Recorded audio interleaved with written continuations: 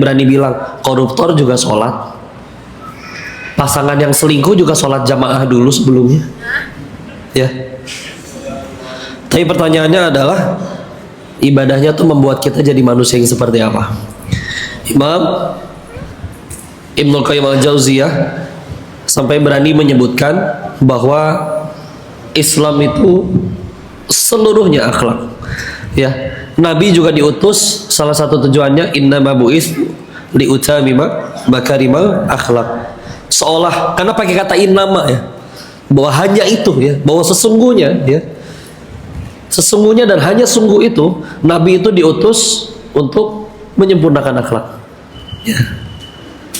Walaupun ada perjalanan panjang untuk akhlak itu sempurna, ya, karena akhlak itu ibarat buah, ibarat pohon, dia dibuah, ya. Ada dan harus ada akarnya, harus ada batangnya, harus ada buahnya. Si akhlak itu dibuah, ya. Apa yang jadi akar? Akidah, kuat imannya. Ini nggak cuman meyakini kalau oh Allah Tuhan tuh satu, ya Allah doang, nggak cukup.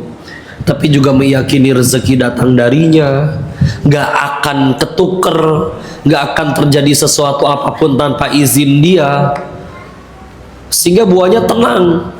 Mau diancam, mau difitnah orang, lempeng saya nurut sama Allah, Allah nggak akan izinin terjadi sesuatu.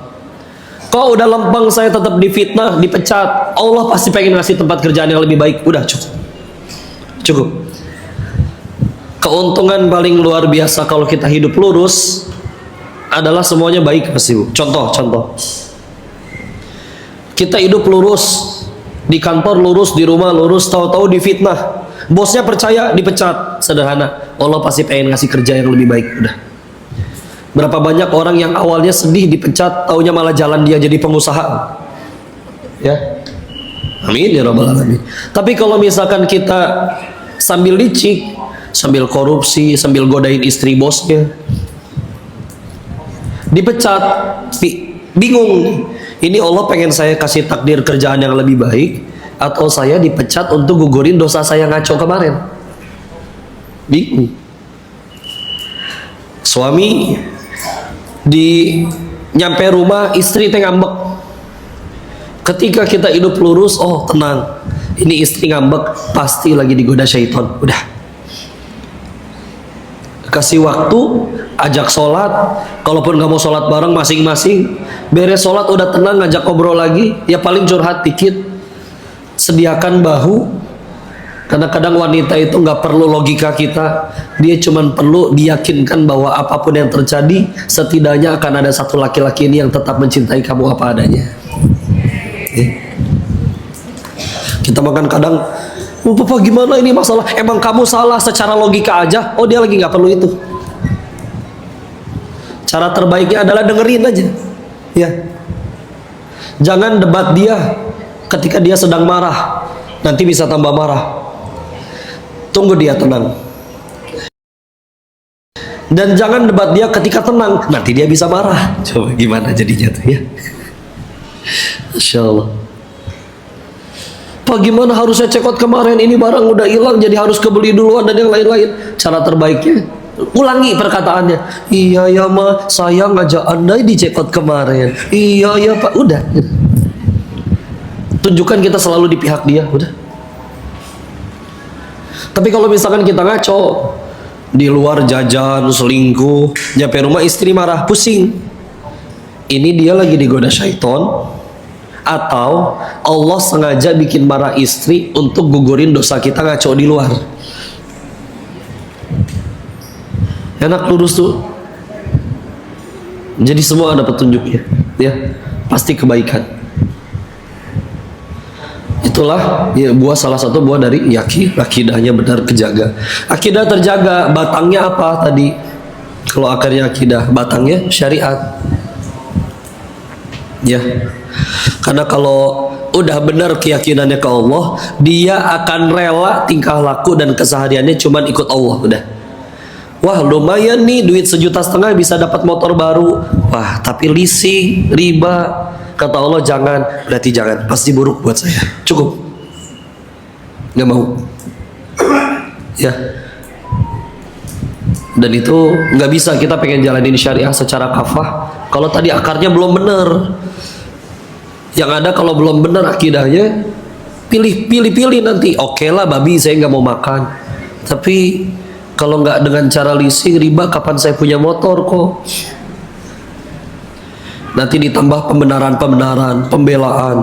Memang harus begitu, karena nanti biar barang kamu, biar uang kamu nempel jadi barang. Kalau nggak mah habis wae, jangan didengar. Ya. Karena yang nasihatin manusia bisa salah. Allahnya udah jelas-jelas ngelarang riba, ya udah jangan. Buahnya nanti ya nggak mau ngeribut, nggak mau zolim ke orang. Enak sekali ketemu orang yang akhlaknya mulia itu, ya. Karena sederhana tadi tujuannya dia sudah Allah. Kalau pengen kasih satu analogi, hujan lagi ya. Allahumma shayban nafi'an, Allahumma shayban nafi'an, Allahumma shayban nafi'an. Bismillah.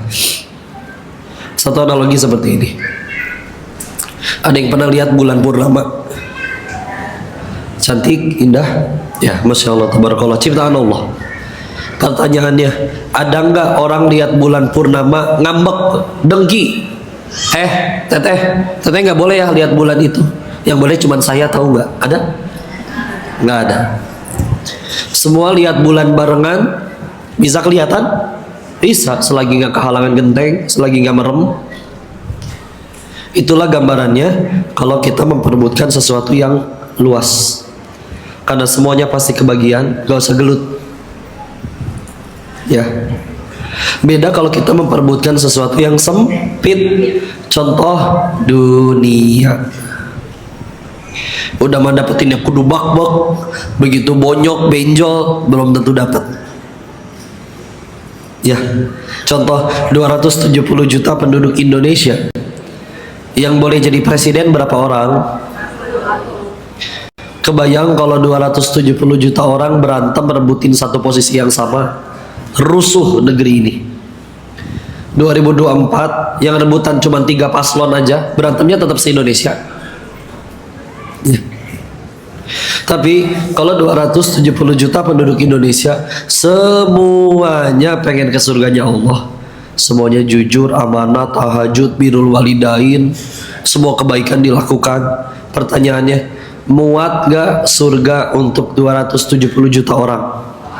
Muat, lega, gak usah berantem.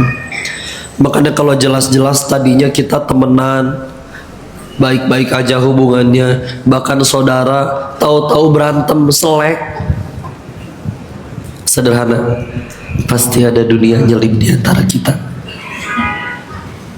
Kalau nggak rebutin apa? Yuk bikin majelis taklim. Kita niat menjadikan ini besar, bagus. Ketika sudah besar rame, Bu, tahu nggak si teteh yang itu ternyata ikut majelis taklim itu, tahu apa? Dasar pengkhianat. Nanaonan ibu. Kan bukan gede-gedean, ya. Ini kayak hari ini saya meninggal nggak akan ditanya berapa jamaah yang hadir, tapi ditanya niat kamu dakwah hari ini apa. Yang datang 1 juta niatnya salah, cuman pengen dipuji orang, nggak laku, nggak jadi apa-apa di hadapan Allah. Yang datang cuman 1 orang, ya tagih ketiduran, ya. Bicara di Mabes TNI sama bicara di markas Hansip, Hansipnya cuman 1, itu kayak ketiduran. Selagi niatnya lillahi ta'ala, tetap jadi pahala di sisi Allah, ya. Jadi kalau ketemu, Anda pernah ngalamin ya, ketemu sama orang yang udah tujuannya ke Allah, muncul dalam akhlaknya, ibadahnya juga udah jelas kelihatan bagus, iman dan ketakwaannya. Kita muamalah bareng-bareng, qadarullah waktu itu lagi minus, rugi, yang terjadi rebutan. Saya aja udah, ini keuntungannya buat kamu, udah saya yang handle, yang talangin.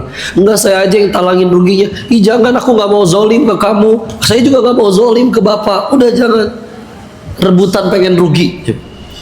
Di saat yang lain sampai nggak peduli perut orang lapar, apa yang terjadi, yang penting saya yang untung. Ini pokoknya sebisa mungkin jangan sampai orang yang rugi, kita aja. Coba berarti mau berantemin karena apa? Usahanya kayak begitu. Ya. Enak ketemu orang kayak gitu, enak. Ya. Dan dirangkumkan sekali lagi, jadi 4 rukun atau 4 pilar, diambil 4 hadis yang menjadi 4 pilar akhlak tadi ya. Dan itulah akhlaknya, munculnya dia sebagai buah. Makanya izin sebelum masuk ke 4 hadisnya, kalau ada yang berkata, kok ada orang Jepang disiplin, kita katanya beriman, suka ngaji, suka sholat, tapi ada yang mohon maaf ya, suka ngaret ya, dan berbagai macam kekurangan kita, bismillah ya. Sampai ada yang berkata, berarti kalau pengen akhlaknya bagus mah nggak usah ngaji, bahkan nggak usah Islam.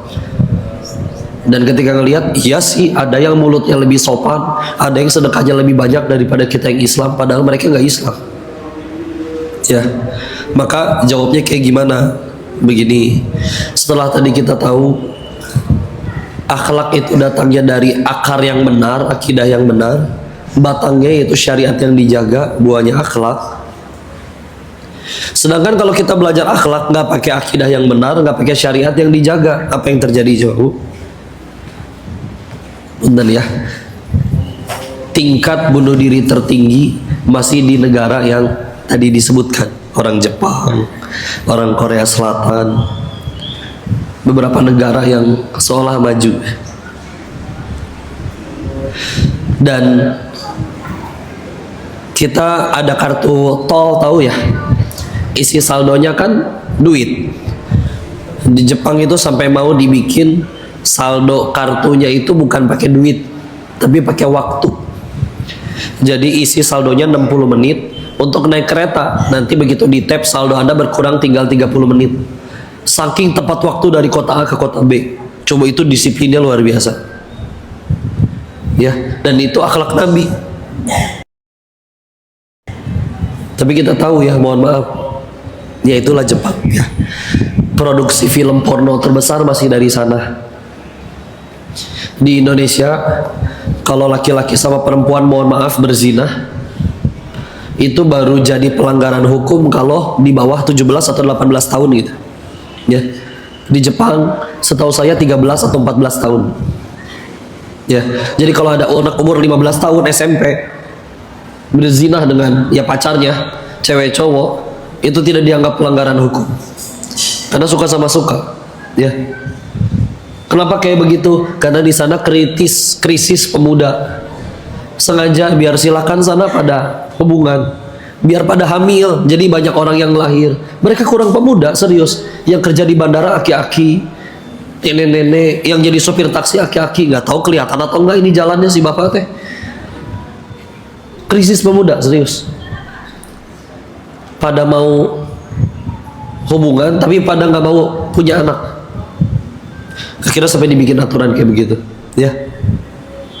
Itu dia uniknya ya. Di Jepang banyak film porno karena orang nggak mau nikah. Di Korea Selatan banyak film drama romantis karena perceraian tinggi. Jadi nikah tuh dibikin indah banget. Padahal ya indah bu, jangan ngilang-ngilangin ya. Jepang banyaknya film itu, Korea banyaknya film itu. Di Indonesia ini dia, kok banyaknya film azab ya bu ya?